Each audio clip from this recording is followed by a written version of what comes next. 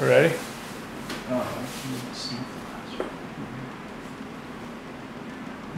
I feel like I saw an interview of you online recently. Is there one?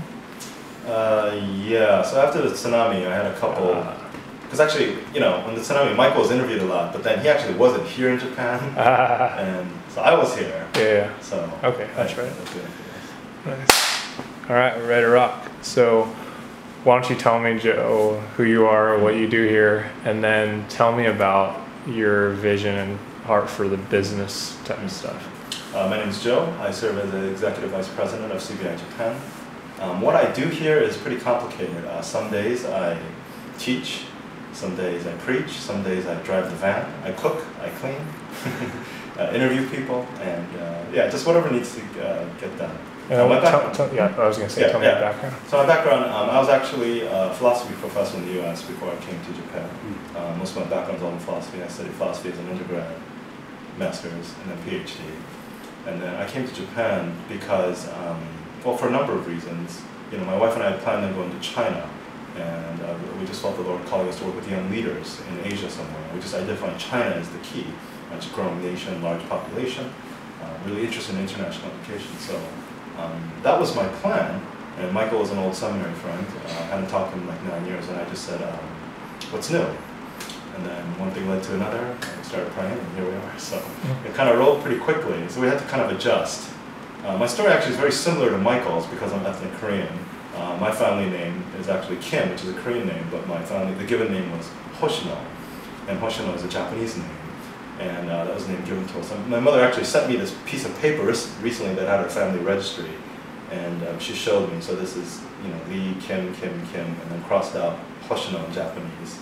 And during the Japanese occupation of South Korea. To this day, my 90-some-year-old grandmother, who has never been to Japan, was only educated in Korea, but only went to Japanese schools. So her and my 6-year-old son share a common language, and that's Japanese. And just to think how amazing it is that for her, this was a language that was forced upon her, but for my son, it was a language that we chose for him. It's a second language.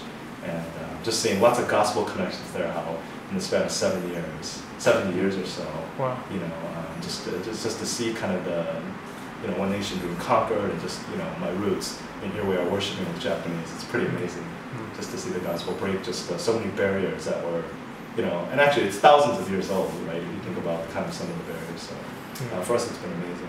The greatest highlight of the last year was when I met a Hoshino, an actual Japanese Christian, and you know, this woman visiting our church, and she said, you know, Hoshino, this, and you know, and I'm shaking her hand, and you know, it's kind of a long handshake, right? And so she's looking at me, and it's just amazingly powerful, you know, to think again. And then I shared my story, you know, and first just really strong and praying and worshiping together. That was, yeah, definitely the highlight of my time. It was just amazing to see. But I'm here because Michael had recruited me. MTW, our organization, was interested in starting an international university. And so that was what I was interested in and felt the Lord called me to do in China. So we came to Japan.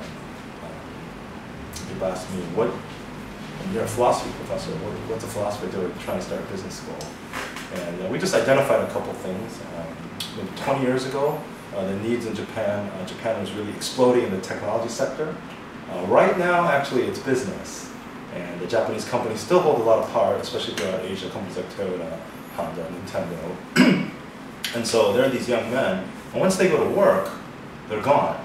So in Japanese society, there's only a 4-year period where Japanese can rest. So throughout elementary to high school, they're studying, they're studying, they're studying, they're studying. They bust their butts, then you get into college. And then you make your networks. And then as soon as you finish college, you go to work. And then you work for that company until you die. So in Japan, you greet somebody by saying, I'm Kim and I belong to Toyota. You know, Toyota no Kimu or Toyota no whatever. So it's such a strong identification with the company. So there's basically 4 years during the college period where people just have some freedom to reflect, to think philosophically, to ask what is life about, why am I here on this earth? And we just identified that as the most crucial time, and because business is the field that at least currently is most impacting this nation, and international business in particular, bringing the nations to Japan. Japanese are everywhere, Toyota's everywhere, as you know. These companies are everywhere, so we just thought this was a crucial time to be able to do that. You know, in one sense we're crazy, I have a mentor who's the president of a university in the United States. He's not a Christian, and he's like, you're crazy. You went there with no salary, with no people, no land, no team. You're totally nuts. And sometimes I think I'm nuts, And but God has just been giving us glimpses of what He desires to do, and until He tells us to stop, we're going to continue. So the plan is to raise up a team of professors, business people who really have a passion to reach the next generation. The numbers of Japanese young people are dwindling. They're getting real small. And so what's happening is that amongst those smaller number, it becomes even more important to grab the leaders. And you get the leader, and this person has an even greater impact on society because there's just not that many of them. And so that's just our desire. So we want to network professors, we want to get young people, we want to get pastors, and we actually want to create an environment through educational training, through international business, through English communication. And in particular, our networks are such that we were able to unite business people from places like China, South Korea, and the United States. And Japan's kind of right in the middle between those nations. And it's really just very important business-wise. So people are interested in American culture, Korean culture, Japanese culture, Chinese culture. So through language training and through business training, we really believe it's a key way to help companies and others. Second, as missionaries, we're so dependent on American dollars. And it is such a great challenge. And so through this business school, we hope at the same time to be able to fund ourselves, to be able to raise up young leaders, but also provide an opportunity and a forum, literally, to have conversations, to have people do campus ministry, to have U.S. Christian professors in business come and teach, to network, to have American businessmen, Korean businessmen, who have a good relationship with the Lord, who are gospel-centered, who have been convicted by the Holy Spirit, to develop relationship with young Japanese students. And then just to continue these relationships for life. Relationships in Japan are incredibly important. They go very, very deep.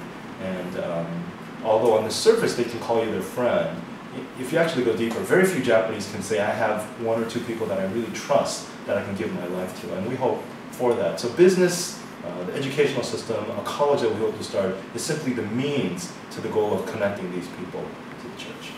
So if you ask me, what am I doing? I am a professor, kind of moonlighting as a university president, hopefully if God calls us there, who really wants to network with churches. I mean, we really believe the church is the most crucial key component to the evangelization of Japan. And so we're trying to create that forum. And as a foreigner, in some sense, we have easy access to Japanese businessmen. It's very, very hard for a Japanese person to have, again, because their circles are so much tighter. They're smaller, but they're very tight. And as a foreigner, and you actually were with me when we came, and you saw all those professors, and again, they invited me, a foreigner, to talk about business networking and connecting. And so, so at this point, that's what we feel the Lord is calling us to. Great. And then